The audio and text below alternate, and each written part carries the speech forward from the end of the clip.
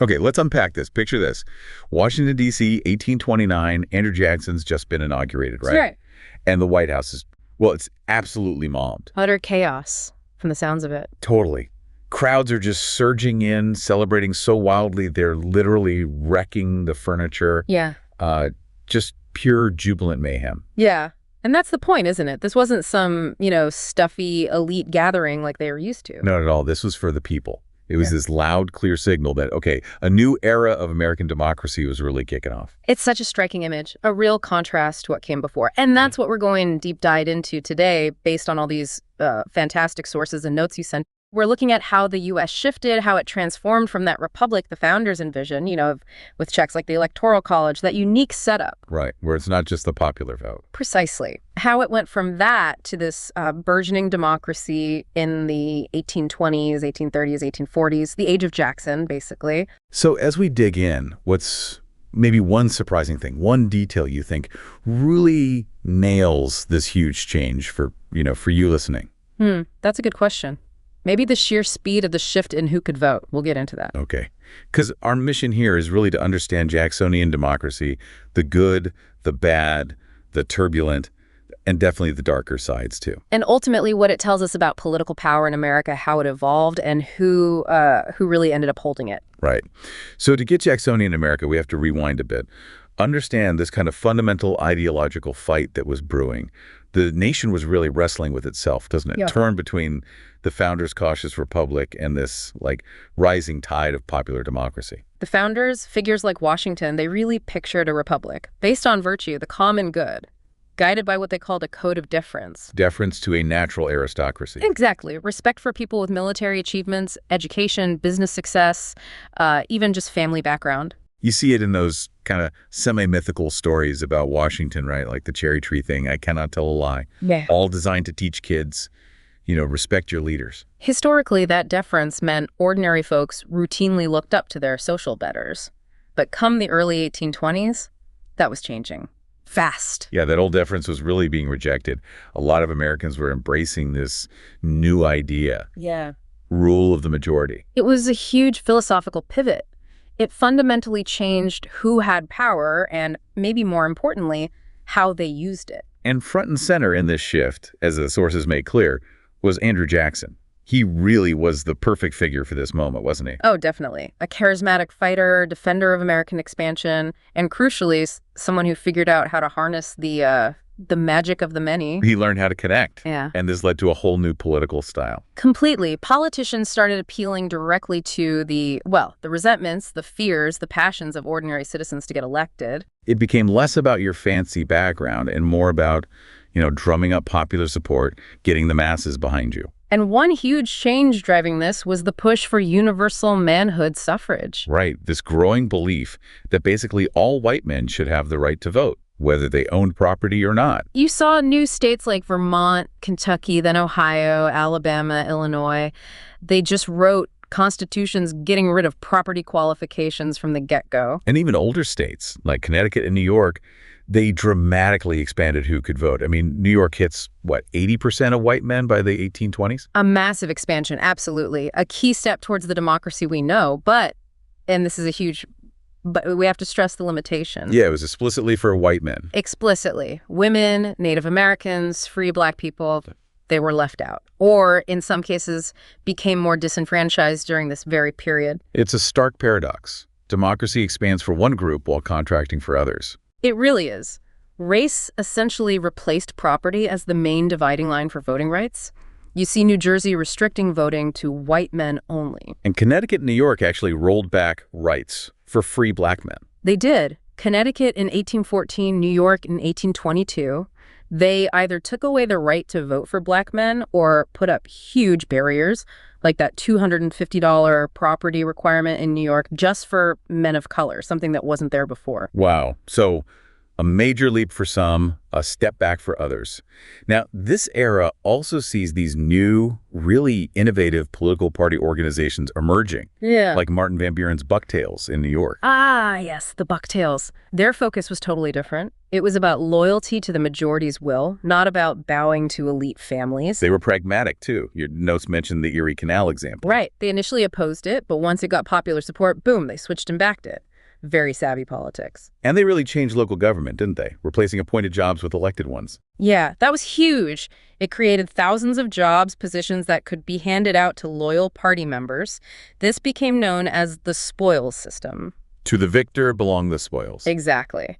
Now, it made government jobs more accessible in a way, but it also cemented this culture where loyalty often mattered more than, actual competence. Which sometimes led to problems, right? Yeah. Like that missing $1 million in New York City from a Jackson appointee. Precisely. It shows this early tension in American democracy. How do you broaden power without opening the door to corruption or cronyism? It's a balancing act. Definitely. Okay, so that sets the stage for one of the most contentious moments.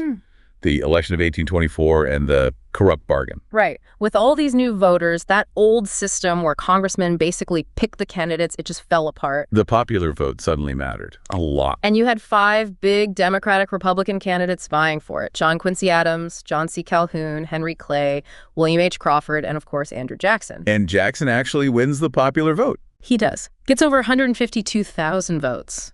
Adams is next with around 114,000. But, and here's the kicker, no one gets a majority in the Electoral College. Jackson needed 131 votes, only got 99. So the election gets thrown into the House of Representatives. Exactly. And this is where Henry Clay, who was Speaker of the House and a candidate himself who didn't make the final round, plays kingmaker. He uses his influence. He maneuvers to get the House to choose John Quincy Adams. And then what does Adams do once he's president? Appoints Clay as Secretary of State. Bingo. The top cabinet post, often seen as a stepping stone to the presidency itself. You can see why Jackson and his supporters went ballistic. Oh, absolutely. Calhoun called it a corrupt bargain. They saw it as the elite cutting a backroom deal, completely ignoring the will of the people expressed in the popular vote. They swore revenge. And Adams's presidency then kind of doubles down on Clay's ideas, right? The American system. Yes. He fully embraced it. High tariffs to protect industry, a national bank for stable currency, federal money for roads and canals, things like extending the Cumberland Road, starting the Chesapeake and Ohio Canal. Trying to build this interconnected national economy. But opponents, Jacksonians especially, saw all this, plus Adams's ideas for a national university and naval academy as just elitist, helping the privileged few, not the common man. Which brings us to that infamous tariff of 1828, or as Southerners called it. The tariff of abominations, yeah. A hefty 50% tariff on many imported goods. Designed to boost northern factories. But the South saw it as blatant favoritism. They imported way more manufactured goods, so they felt they were shouldering the cost while the North reaped the benefits. And this wasn't just about economics, was it? There was a deeper fear there. A profound fear. Southerners started thinking, okay, if the federal government can impose a tariff that hurts us this badly, what else can it do? Could it attack slavery? That was the unspoken, or sometimes spoken, terror. That a northern majority could use federal power to dismantle their entire way of life. John C. Calhoun, Adams's own vice president, anonymously wrote the South Carolina Exposition and Protest. Arguing for nullification. Arguing that states had the right to nullify, to void, federal laws they deemed unconstitutional or harmful to their interests. A direct challenge to federal authority, clearly setting the stage for future conflicts over slavery and states' rights. Wow. Okay, so that sets up the 1828 election rematch. And this one was different. A real turning point. It pushed these new democratic practices even further. You had that slogan, Adams who can write, Jackson who can fight. The scholar versus the war hero, aristocrat versus frontiersman. And Jackson's team was incredibly organized. Partisan newspapers, local hickory clubs, constantly hammering away at the corrupt bargain, painting Jackson as the hero of New Orleans, the common man against the corrupt elite. And it worked. Big time. Overwhelmingly, Jackson took 56% of the popular vote, 68% of the electoral vote. It was a clear message. The old politics of deference was over. The Democrats, Jackson's party, were firmly in charge. A huge popular mandate. But Jackson's presidency wasn't exactly smooth sailing either. There were scandals. First, this rotation in office idea. Right.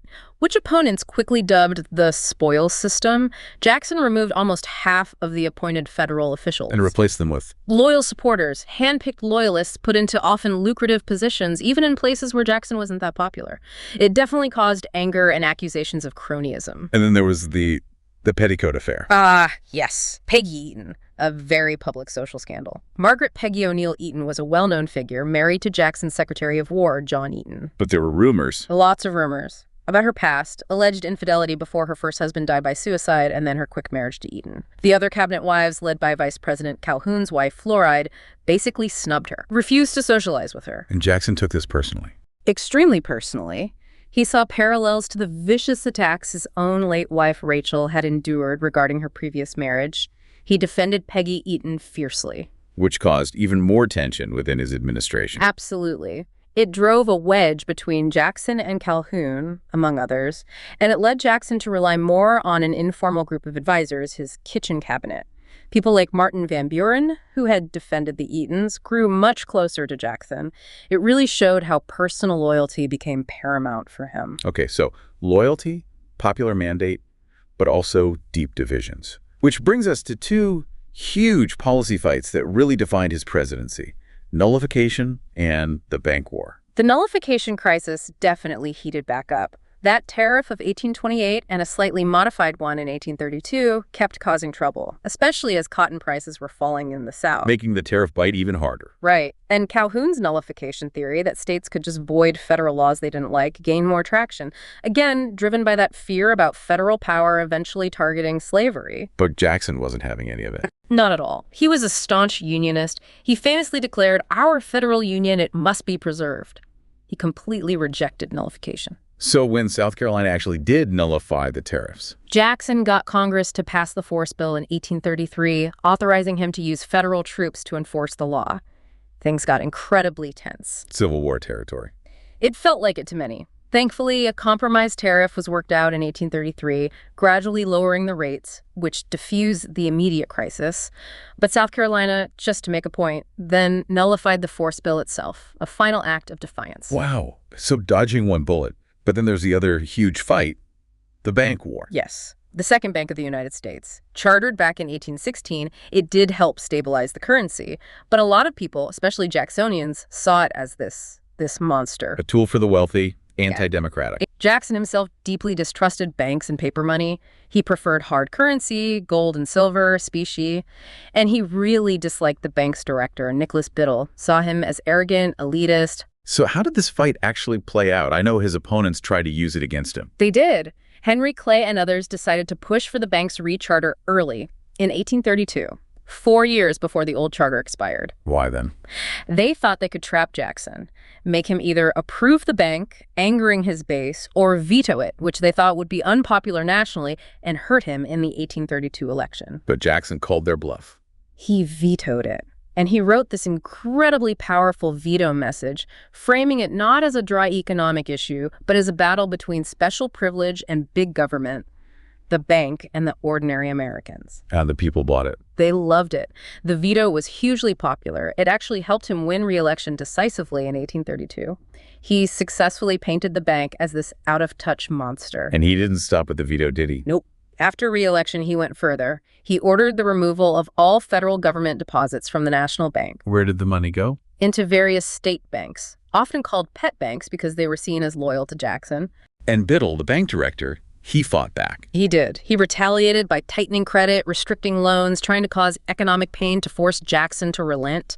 It caused some disruption. And then Jackson issued the specie circular. Right, requiring that all purchases of federal land in the West be paid for in gold or silver, trying to curb land speculation fueled by paper money from state banks. So all this disruption, the bank war, the specie circular, did it have longer-term consequences? Oh, absolutely. These actions, combined with other factors like falling cotton prices globally and the Bank of England cutting back credit to the U.S., they all contributed significantly to the Panic of 1837. A major economic crash. A severe depression, yes. And although it hit after Jackson left office, it massively impacted his successor, Martin Van Buren, and gave Jackson's opponents a huge opening. And those opponents now had a name, right? They formed a new party. They did. In 1834, the The Whig Party officially formed, united by their opposition to what they saw as Jackson's tyrannical expansion of presidential power. Likening him to King Andrew I. They took the name Whig from the British party that had opposed the king. The American Whigs generally favored an active federal government supporting things like internal improvements and, yes, a national bank. How did they do initially? In their first national election, 1836, they weren't very organized. They actually ran a multiple regional candidates, hoping to deny Jackson's chosen successor, Van Buren, a majority and throw it to the House again. That didn't work out that time. Nope, Van Buren won. But the Panic of 1837 hit soon after he took office, and the Whigs immediately blamed him and the Democrats' policies for the economic misery. It gave them a powerful issue to rally around. Okay, so we've seen the expansion of voting for white men, the rise of popular politics, the intense battles over tariffs and the bank. But there's a much darker side to this era of majority rule. A profoundly darker side. Indian removal. Jackson's feelings towards Native Americans were pretty clear, weren't they? Very clear and very hostile. Rooted in his long military career fighting various tribes. And importantly, his views reflected, and maybe even amplified, a widespread belief among white Americans that Native peoples simply had no place in the Republic. And popular culture kind of reinforced this. It absolutely did. Think about James Fenimore Cooper's The Last of the Mohicans. It's romanticized, sure, but it also presents Native Americans as inevitably disappearing. Then you have artists like George Catlin. Some of his paintings, like that Mandano Kipa ceremony, were often interpreted as emphasizing supposed savage practices. Even if maybe not entirely accurate. Right. Or his portraits contrasting figures like Weijunjan in native dress and then later in Western clothes, implying a loss of noble savagery through contact. It all fed into this narrative that justified removal by portraying native cultures as incompatible with civilization. Which is incredibly tragic, especially when you consider the so-called Five Civilized Tribes. The Creek, Choctaw, Chickasaw, Seminole, and Cherokee, yes. These nations had made enormous efforts to adapt to Anglo-American ways. They spoke English. Many converted to Christianity, adopted settled agriculture, owned private property. Some even owned enslaved people, mirroring the surrounding Southern society.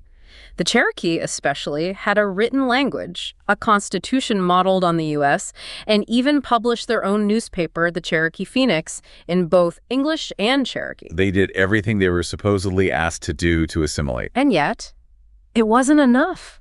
White settlers wanted their land. It was fertile, valuable agricultural land in the southeast. And then gold was discovered in Georgia on Cherokee land. That just sealed their fate, didn't it? It massively fueled the political pressure, which led directly to the Indian Removal Act of 1830. Which called for the forced relocation of these tribes. Forced removal from their ancestral homelands in the southeast to territory west of the Mississippi River in what's now Oklahoma. Jackson actually called this a benevolent policy. Benevolent. His argument, and the argument of supporters, was that it was the only way to save the tribes from inevitable conflict and destruction by encroaching white settlers, that moving them west would allow them to maintain their way of life away from white interference. Of course, this ignored their rights and the immense suffering it would cause. The Cherokee didn't just accept this, though. They fought back legally. They did. They took their case all the way to the Supreme Court. First, in Cherokee Nation v. Georgia in 1831. The court basically sidestepped the core issue, ruling the Cherokee weren't a foreign nation in the constitutional sense, so they couldn't sue directly in federal court. But then came Worcester v. Georgia. Yes, in 1832. This case involved a missionary, Samuel Worcester, who was jailed by Georgia for living on Cherokee land without a state license.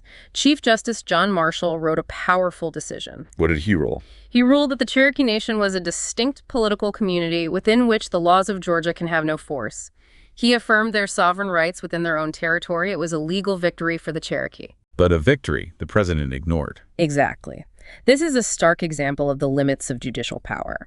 The Supreme Court could issue rulings, but it had no army, no enforcement mechanism.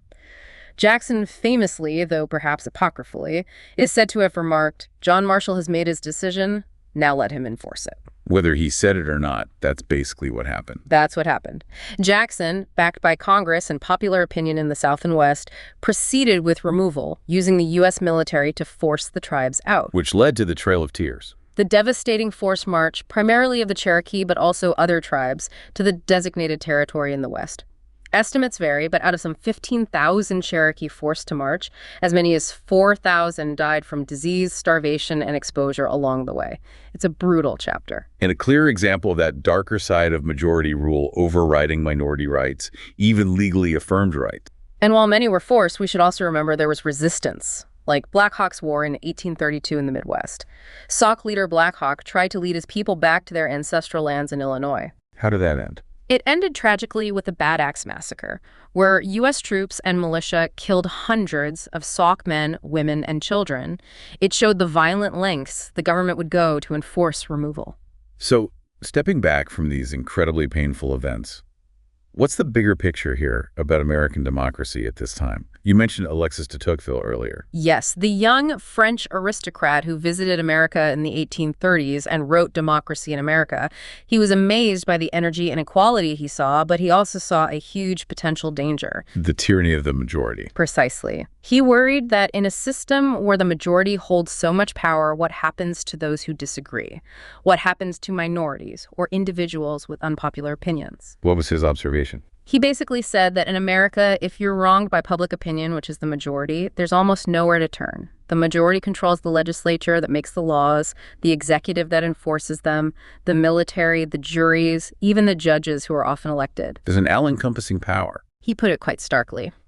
I know no country in which there is so little true independence of mind and freedom of discussion as in America, because going against the majority carried such immense social and political weight. That's sobering, especially coming from someone observing the dawn of this mass democracy. It raises that fundamental question, doesn't it? How does a democracy balance the will of the majority with protecting the rights and voices of minorities? It's the central paradox Tocqueville saw, and it's still with us today. And this intense focus on the majority, on popular opinion, it also transformed politics itself. The 1840 election you mentioned is often called the first modern campaign. It really was. By then, you had this solid second-party system, the Democrats versus the Whigs.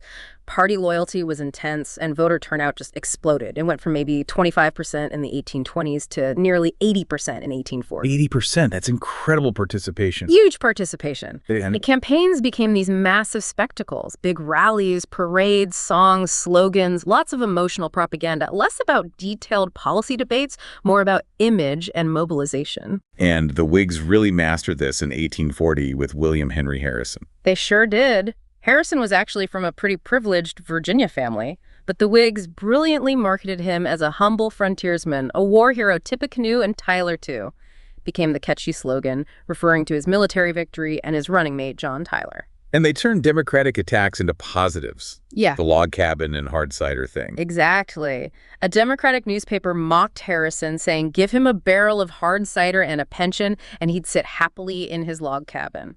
The Whigs completely embraced it. They put log cabins on floats, handed out hard cider at rallies.